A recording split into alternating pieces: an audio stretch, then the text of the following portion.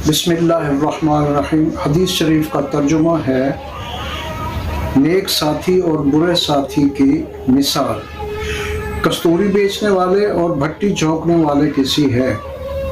कस्तूरी बेचने वाला तुम्हें खुशबू देगा या तुम उससे खुशबू खरीद लोगे, या कम अज़ कम वहाँ बैठे होगे तो खुशबू से मुअत्तर होगे। और भट्टी झोंकने वाला आग जलाता है, और आग जलाने के लिए वो धौंकनी चलाता है और उससे जो है आग में से वो चिंगारियाँ निकलती हैं, धुआं निकलता है, तो वो धुआं भी आपको तकलीफ देगा, बू भी आएगी, जो चिंगारियाँ निकलेंगी उससे आपके कपड़े भी जलेंगे।